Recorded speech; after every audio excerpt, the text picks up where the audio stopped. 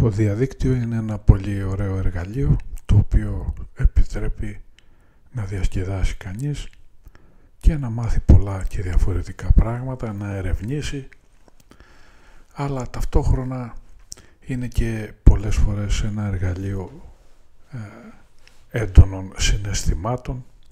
Προσωπικά κάποιες φορές μου δημιουργεί, τουλάχιστον ορισμένα άρθρα, μου δημιουργούν μια έντονη θλίψη για την κατάντια που έχουμε σαν Έλληνας και ταυτόχρονα μου δημιουργεί ένα έντονο συναίσθημα πίστης στο ότι υπάρχει Θεός, ο οποίος για άγνωστο λόγο έχει αποφασίσει ότι πρέπει να κρατήσει το Ελλαδιστάν και πρώην Ελλάδα ζωντανό. Αυτό δεν είναι και πολύ επιστημονική απόδειξη ύπαρξης Θεού, αλλά τέλος πάντων δεν μπορώ να αποφύγω μια τέτοια έντονη πίστη στο θέμα και θα σας εξηγήσω αμέσως γιατί αισθάνομαι αυτά τα δύο συναισθήματα. Αυτά τα δύο συναισθήματα μου προκαλούνται από τη σύγκριση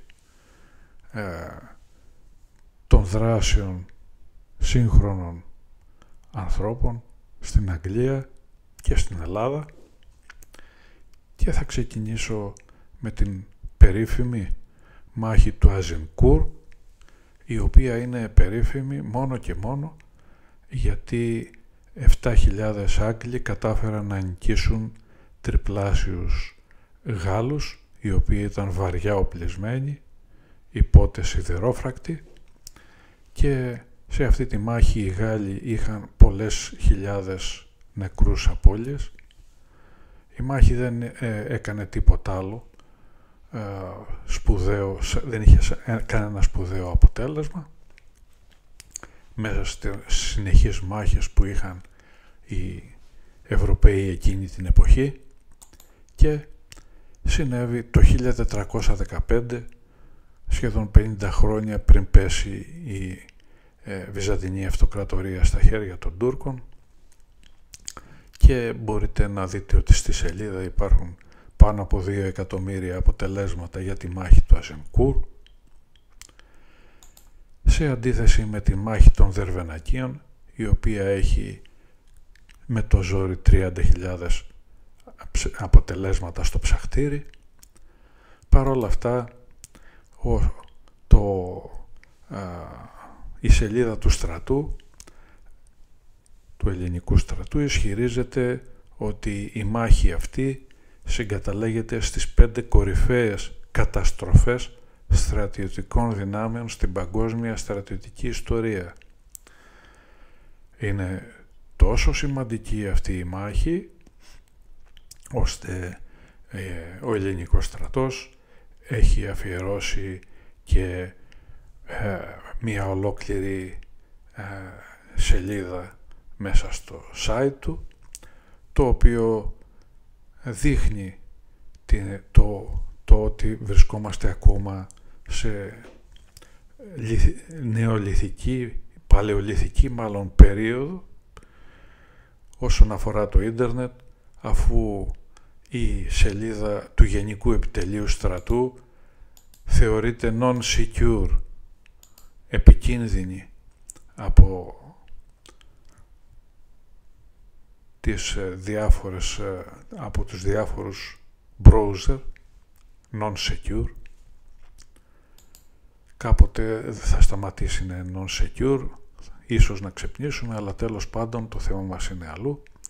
Στο Γενικό λοιπόν Επιτελείο Στρατού, με την non-secure ιστοσελίδα, υπάρχει ένα ιστορικό, αυτό εδώ, για τη μάχη των Δερβενακίων.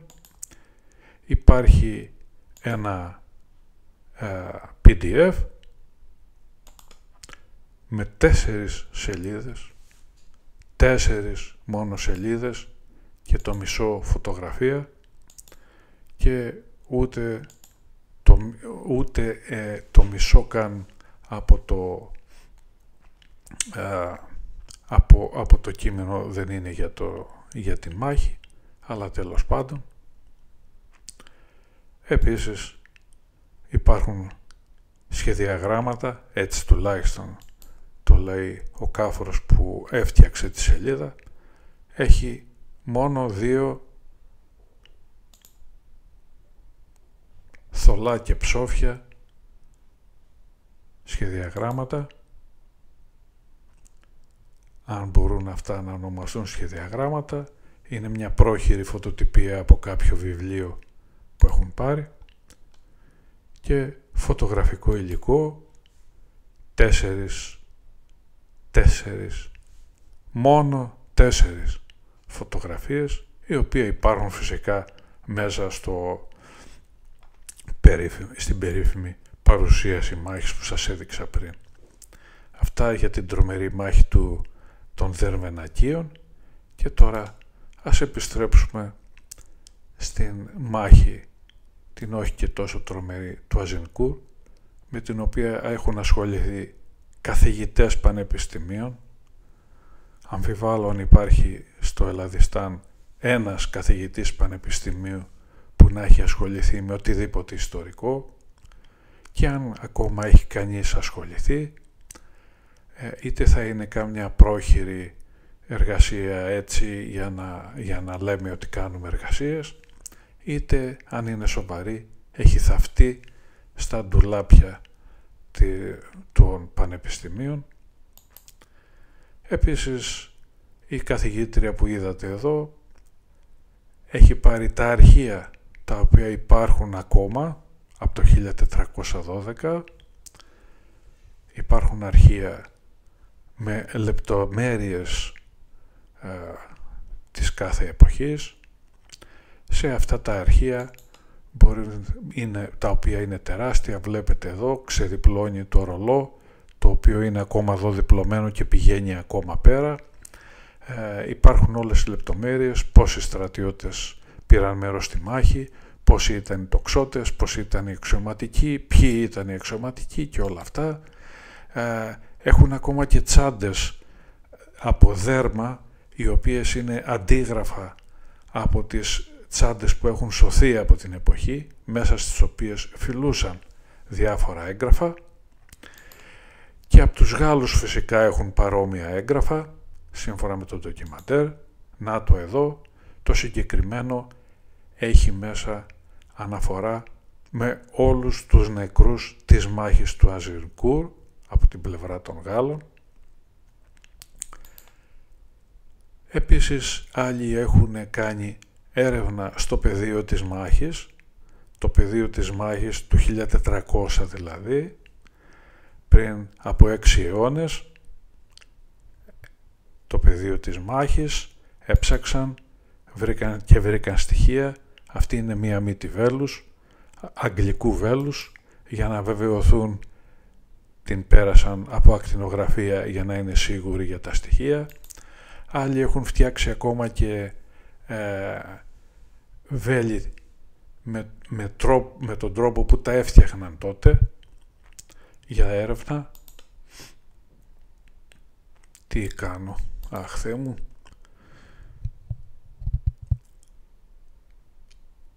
Έχει γίνει γενικά μια πολύ σοβαρή έρευνα επάνω στο πεδίο της μάχης. Τι έγινε εδώ? Όπως είπαμε, υπάρχει και το Alzheimer, αλλά τέλος πάντων. Κάποιοι άλλοι έχουν μελετήσει τα τόξα των Άγγλων. Σημειωτέων ότι ακόμα και σήμερα υπάρχουν κατασκευαστές του longbow, όπως λέγεται, του μακριού τόξου των Άγγλων. Υπάρχουν κατασκευαστές, κατασκευάζουν τέτοια τόξα, κατασκευάζουν μύτες, κατασκευάζουν χορδές, και υπάρχουν άνθρωποι οι οποίοι ασχολούνται με την τοξοβολία, με το τόξο των Άγγλων, το οποίο υπάρχει ακόμα από το 1400, σε αντίθεση με το Ελλαδιστάν, όπου οι νεοέλληνες ξέρουν μόνο να πατάνε κλικ στο Facebook, και ακόμα και κάποιοι λίγοι που κάνουν έρευνα και μελέτες είναι θαμμένοι στα κατάστοιχα της ιστορίας και ποτέ κανείς δεν πρόκειται να τους πάρει μια συνέντευξη για να μαθευτεί η δουλειά που κάνουν. Στο πεδίο της μάχης του Αζενκούρ, μέχρι που έσκαψαν και έφτασαν στο επίπεδο του εδάφους που υπήρχε όταν έγινε η μάχη, πήραν χώμα από εκείνο το σημείο και το υπέβαλαν σε διάφορα τεστ για να δουν πόσο κόλλαγε όταν ήταν βρεγμένο, γιατί την ημέρα της μάχης εκεί είχε βρέξει και το χώμα ήταν λασπωμένο. Και αν αναρωτιέστε γιατί στο Ελλαδιστάν δεν συμβαίνουν όλα αυτά, ο λόγος είναι απλός. Το Ελλαδιστάν από γενέσεώς του είναι εχθρικό προς κάθε τι ελληνικό. Οι ξένοι δημιούργησαν ένα ελληνικό, ανθελληνικό κράτος. Μια απόδειξη είναι στο βιβλίο Θεόδωρος Κολοκοτρώνης, ο Εθνάρχης των Νεοελλήνων. Το 1893 η κυβέρνηση πούλησε 38,5 τόνους αρχεία του Καποδίστρια και του Αγώνα του 21, τα πούλησε για παλιό χαρτά, τα μπακάλικα τύλιγαν μπακαλιάρους εκεί. Ο λόγος είναι ότι η κυβέρνηση χρειαζόταν το κτίριο για να στεγάσει τους ψηφοφόρους της που μόλις είχε διορίσει. Άμα θέλετε, μπορείτε να μπείτε στο YouTube. Είναι εύκολο να βρείτε το βίντεο.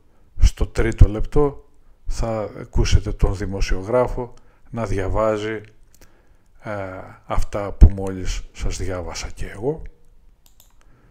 Και όχι μόνο αυτό, αλλά καταστρέφουμε οτιδήποτε υπάρχει στην ιστορία μας. Η Ρεπούση έχει το γνωστό συνοστισμό. Αυτό είχε μπει στο βιβλίο της ιστορίας της 6ης Δημοτικού. Δεν ξέρω αν το διδάσκονται σήμερα τα παιδιά ή όχι. Ο Κερίδης, στέλεχος της κυβέρνησης, λέει ότι είμαστε παιδιά Οθωμανών και η Ελλάδα είναι τεχνητό έθνος. Η Ελλάδα είναι τεχνητό έθνος. Να τον ξαναψηφίσετε. Όχι ότι αν ψηφίσετε από τους υπόλοιπους θα γίνει τίποτα σπουδαίο, αλλά τέλος πάντων. Επίσης είναι νεκρή γλώσσα τα αρχαία ελληνικά κάτω τον Υπουργό Παιδείας. Είναι ο κύριος Φίλης και αυτός στελεχάρα της Νέας Δημοκρατίας και αυτό να το ψηφίσετε στις εκλογές. Όχι ότι, επαναλαμβάνω και πάλι, θα γίνει κάτι σπουδαίο αν ψηφίσετε πολιτικούς άλλων κομμάτων, αλλά τέλος πάντων ίσως τώρα έχετε καταλάβει για ποιο λόγο από τη μία αισθάνομαι θλίψη για το Ελλαδιστάν όπως έχει καταντήσει και από την άλλη αισθάνομαι μια έντονη πίστη ότι όντως υπάρχει Θεός. Για μένα αυτό είναι απόδειξη. Εκείνο που δεν μπορώ να καταλάβω είναι γιατί επιμένει να μας κρατάει ακόμα σαν κράτος και σαν έθνος, ενώ εμείς κάνουμε ό,τι είναι δυνατόν για να αυτοκαταστραφούμε. Αυτά και θα τα ξαναπούμε.